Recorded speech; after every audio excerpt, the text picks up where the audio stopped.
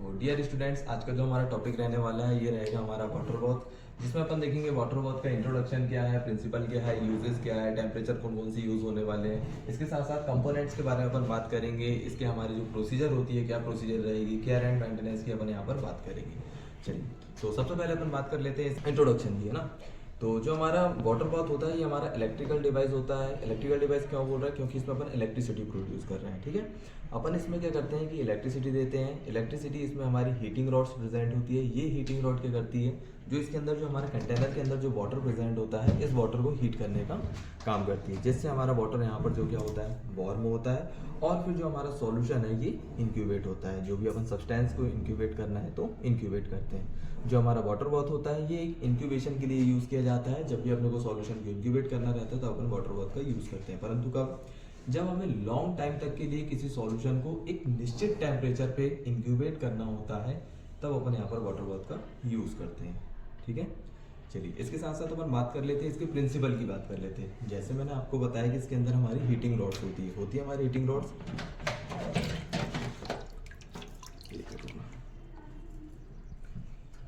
ये heating rods को अपन यहाँ पर इलेक्ट्रिकल एनर्जी प्रोवाइड करते हैं। तो ये जो हमारी हीटिंग रॉड्स होती है ये इलेक्ट्रिकल एनर्जी को हीट एनर्जी में कन्वर्ट कर देती है, जिससे हमारे कंटेनर के अंदर का जो हमारा वाटर होता है ये हीट होने लगता है। टेम्परेचर यहाँ पर कंटेनर के अंदर का इंक्रीज होने लगता है।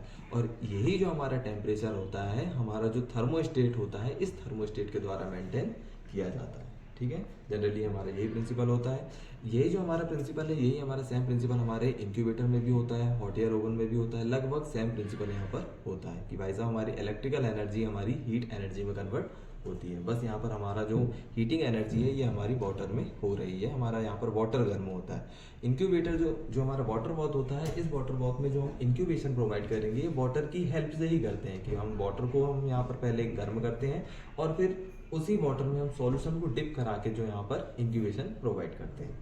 चलिए, इसके साथ साथ अपन बात कर लेते हैं क्या इसके यूजेस की बात कर लेते हैं, कौन कौन से यूजेस होते हैं। जैसे अपन बात करें फर्स्टली हमारे बायोकेमिकल के लिए, बायोकेमिकल टेस्ट जैसे कि जितने भी एंजाइमेटिक टेस्ट होते हैं, एंजाइमेटिक टेस्ट जैसे SGOT SGPT हुआ, तो जितने भी एंजाइमेटिक टेस्ट हुआ। इसके साथ साथ अपन बात कर लेते हैं बायोकेमिस्ट्री में ही हमारे यूरिया है, ग्लूकोज है, कोलेस्ट्रॉल है, जो भी टेस्ट अपने को परफॉर्म करना होता है तो उसमें भी अपने को इंक्यूबेट करना रहता है, तो उसके लिए भी अपन यहाँ पर वाटर बाथ का यूज करेंगे, ठीक है। इसके साथ साथ अपन बात करेंगे सीरोलॉजिकल टेस्ट। सीरोलॉजिकल टेस्ट में क्या होता है, कुछ हमारे पास फ्रोजन सैंपल आते हैं या फिर रिएजेंट हमारे रेफ्रिजरेटर में रखे होते हैं, तो इन्हें यूज करने के लिए पहले इनको नॉर्मल टेम्परेचर में लाना रहता है। तो नॉर्मल टेम्परेचर में लाने के लिए भी अपन यहाँ पर वाटर बाथ का यूज करते हैं। चलिए, इसके साथ साथ अपन यूज करेंगे कहाँ, हेमेटोलॉजिकल टेस्ट। हेमेटोलॉजिकल टेस्ट जैसे कि हम कोगुलेशन प्रोफाइल लगाना है, PT है, APTT है, या फिर क्लॉट रिट्रैक्शन टेस्ट अपने को परफॉर्म करना रहता है, तो भी अपन यहाँ पर वाटर बाथ का यूज करते हैं। चलिए, यूजेस के बाद अपन इसकी बात करते हैं कि भाई इसके हमारे जो टेम्परेचर रहते हैं, कितने टेम्परेचर पर हम इसका यूज करते हैं।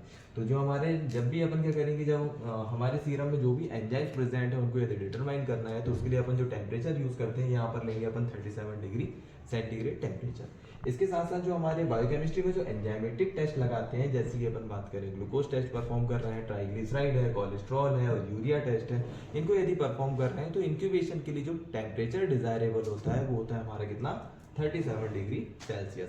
इसके साथ साथ जो हमारे सीरोलॉजिकल टेस्ट अपन जब परफॉर्म करेंगे तो सीरोलॉजिकल डिटर्मिनेशन के लिए अपने को यहाँ पर 56 डिग्री सेंटीग्रेड टेम्परेचर की रिक्वायरमेंट होती है। चलिए, अगली अपन बात कर लेते हैं कि इसकी सपोनिफिकेशन की प्रोसेस में भी अपन इस वाटर बाथ का यूज करेंगे। तो सपोनिफिकेशन क्या होता है, जब अपन फैट एंड ऑयल का इमल्सिफिकेशन के द्वारा सोप बनाते हैं तो उस प्रोसेस को बोलते हैं अपन सपोनिफिकेशन।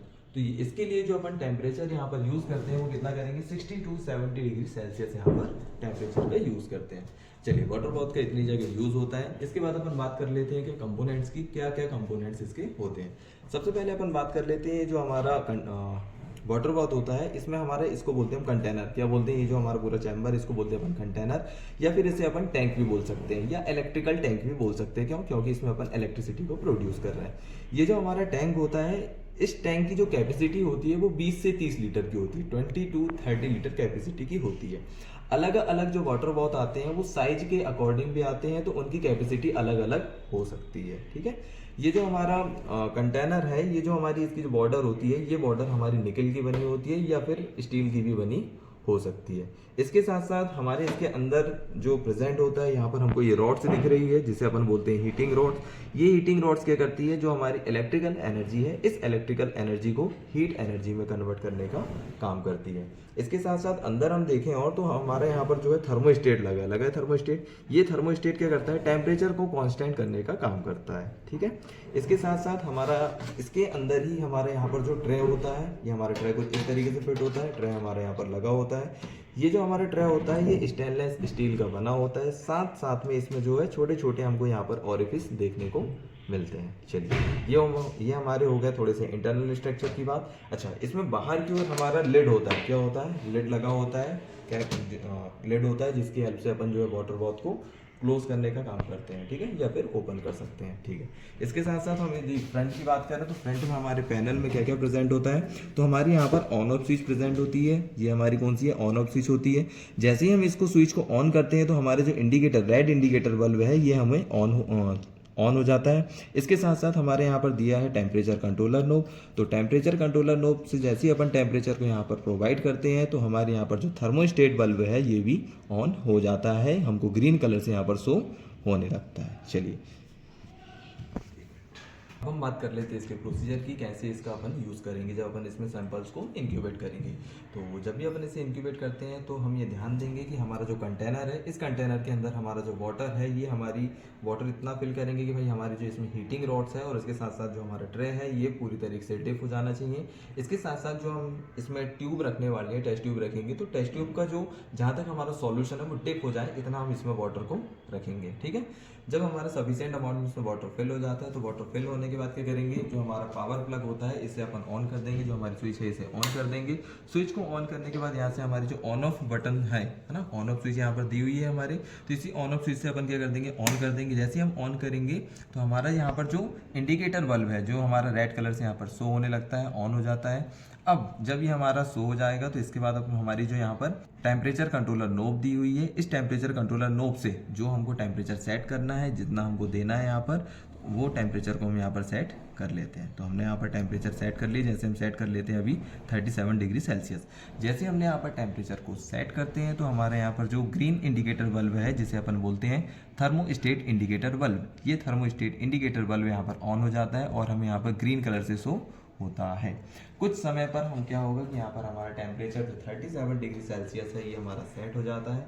जब हमारा यहाँ पर टेम्परेचर सेट हो जाएगा कंप्लीट रूप से 37 अंदर के इन्वायरमेंट में सेट हो जाता है, तो इसके बाद ही हमारा जो सॉल्यूशन है इस सॉल्यूशन को अपन यहाँ पर प्लेस करते हैं। जैसे हमारे यहाँ पर 37 डिग्री सेंटीग्रेड टेम्परेचर हमारा कंप्लीट हो जाता है, पूरी तरीके से सेट हो जाता है, तो हमारे यहाँ पर जो हमारे पास सॉल्यूशन है कि भाई हमने यहाँ पर जो रिएजेंट तैयार किए हैं, रिएजेंट और सीरम को मिक्स करके जो भी हम टेस्ट परफॉर्म कर रहे हैं, इसे हम जो हमारा कंटेनर है इस कंटेनर में प्लेस करते हैं। किसके ऊपर, जो हमारा इसमें ट्रे लगा है इस ट्रे के ऊपर इसे रख देते हैं। इसमें टेस्ट ट्यूब को प्लेस किए तो प्लेस करने पर हमने देख लिया कि भाई जो हमारा वाटर का जो इसमें लेवल है, इसमें हमारा जो ट्यूब तक हमारा जो सॉल्यूशन प्रेजेंट है ये डिप हो चुका है, ठीक है। जब हम इसमें प्लेस कर देते हैं टेस्ट ट्यूब को, इसके बाद अपन क्या कर देंगे, जो हमारा लिड होता है इस लिड की हेल्प से इसे चैम्बर को क्लोज कर देते हैं, ठीक है। चैम्बर को क्लोज कर देंगे और साथ में हम स्टॉप वॉच को यहाँ पर देख लेंगे कि भाई हमको कितने, स्टॉप वॉच को ऑन कर देंगे, हमको जितने टाइमिंग तक यहाँ पर इंक्यूबेट करना है उस टाइमिंग तक यहाँ पर हम इसे ऑन रहने देते हैं। जैसे ही हमारी टाइमिंग कंप्लीट होगी कि भाई हमको 10 मिनट तक इंक्यूबेट करना है, तो 10 मिनट होने के बाद फिर से हमारी सेम प्रोसेस रहेगी कि भाई हमको पहले जो हमारी टेम्परेचर कंट्रोलर नोब है, इस टेम्परेचर कंट्रोलर नोब की हेल्प से पहले अपन टेम्परेचर को क्या करेंगे, 0 में सेट कर देंगे, ठीक है। जैसे हम 0 में सेट किए तो फिर से हमने देखे कि यहाँ पर जो हमारा थर्मोस्टेट बल्ब है ये हमारा ऑफ हो चुका है। इसके साथ साथ अपन क्या करते हैं, फिर जो हमारी ऑन ऑफ स्विच है इसे आप क्या कर देंगे, ऑफ कर देंगे। ऑफ करने पर जो हमारी इंडिकेटर बल्ब है, जो कि रेड इंडिकेटर बल्ब है, ये भी हमारी ऑफ हो जाती है। और अब हमको जो लिड है इसे ओपन नहीं करना है। क्यों? क्योंकि हमको जो हमारी जो मैंने पावर प्लग है, इस पावर प्लग से हमारी जो पावर स्विच है इसे भी हम ऑफ कर देंगे, ठीक है। हमने यहाँ पर स्विच को ऑफ कर दिए। स्विच को ऑफ करने के बाद ही हमको यहाँ से लिड को ओपन करना है, और लिड को ओपन करने के बाद हम यहाँ पर जो हमारा जो सॉल्यूशन यहाँ पर रखा है इसको हम निकाल सकते हैं, ठीक है। इसके बाद अपन बात कर लेते हैं, जैसे अपन ने सब चीज़ें बात कर ली हैं, अब लास्ट बचा है हमारा टॉपिक जो कि केयर एंड मेंटेनेंस है। इसकी केयर एंड मेंटेनेंस क्या क्या रहेगी। तो जब भी अपन इसे यूज़ करेंगे तो यूज़ करते टाइम जैसे प्रोसीजर में बताया आपको कि जो हमको वाटर इसमें सफिशिएंट अमाउंट में होना चाहिए इंक्यूबेशन के दौरान, कि हमारी जो इसमें ट्रे है और जो हमारी हीटिंग रॉड्स है ये हमारी वाटर में पूरी तरीके से डिप होना चाहिए। ठीक है, जब हमारे यहाँ पर इंक्यूबेशन कंप्लीट हो जाता है तो इंक्यूबेशन कंप्लीट होने के बाद अपने को पहले मैन स्विच को ऑफ करना है। मैन स्विच को ऑफ करने के बाद ही हमको यहाँ से टेस्ट ट्यूब को रिमूव करना है। मैन स्विच को बिना ऑफ किए यहाँ से हमको इसको टच नहीं करना है। कई बार क्या होता है कि करंट हमारी बॉडी तक सप्लाई हो जाता है। ठीक है, इस बात का हमको ध्यान रखना है। इसके साथ साथ जब अपन यहाँ पर वाटर बॉथ का यूज़ नहीं करते हैं तो हमको वाटर बॉथ को कवर करके रखना है। हमारे यहाँ पर जो टॉपिक्स है वाटर बॉथ, ये हमारे यहाँ पर कंप्लीट होता है।